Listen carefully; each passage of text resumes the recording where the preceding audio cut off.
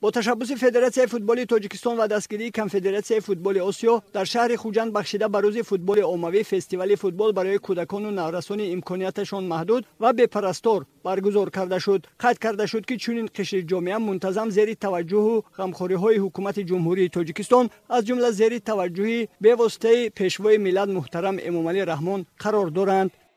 در اینجا 80 نفر تربیت گیرندگان مکتب اینترنت های ولایت اشتراک نموده ایستادند. منتداری ریاست معارف ولایت سوخت را به فدراسیون فوتبال تاجیکستان رسانیدیم که امروز در سطح بلند چنین چاره‌بینی را برای تربیت گیرندگان ما برگزار نموده ایستادند. ما باوری کامل داریم که بعد از برگزاری این فستیوال کودکان ما بسیارتر به ورزش هوسمند می‌گردند و مشغول ورزش می‌شوند.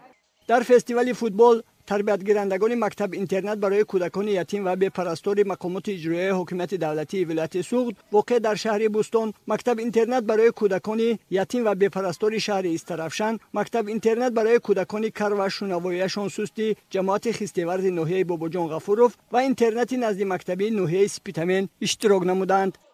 арзу сипосӣ به پایانی خود را از نام خود و کل دستپروران مکتب اینترنت اولا به پیشوای معظم ملت محترم امامعلی رحمان و بعد از آن کس به رئیس ولایتمان و اینچنین به فدراسیون فوتبال تاجیکستان میرسانم که امروز برای ما چنین فستیوال را برگزار نمودند. ما نورسان و جوانان باید که بسیارتر به ورزش مشغول شویم.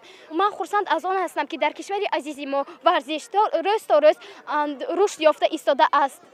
از طرف مربیان پرتجربه برای اشتراکچیان فستیوال مشق‌های گوناگون نشان داده شده بازی‌های شوق‌آور تشکیل کرده شدند. این دو سویکان از چنین اقدام فدراسیون فوتبال کشور بسیار بالیده روح گردیده بیان نمودند که من بعد منتظم به ورزش مشغول خواهند شد تا همیشه سالم و بردم باشند.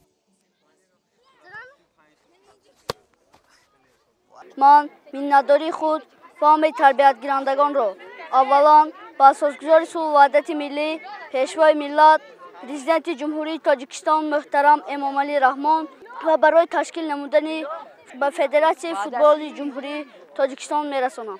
ما کودکان بسیار فوتبال را دوست می‌داریم و از این برگزاری فستیوال بسیار شاد و خرسند هستیم. آینده بسیارتر کوشش میکنیم تا که به ورزش مشغول شویم و صحت و سلامت باشیم. در آخری فستیوال به همه اشتراکچیان توپ و سر و لباس‌های ورزشی از طرف فدراسیون فوتبال کشور تقدیم کرده شده برای آنها دسترخوان عیدانه آراسته شد.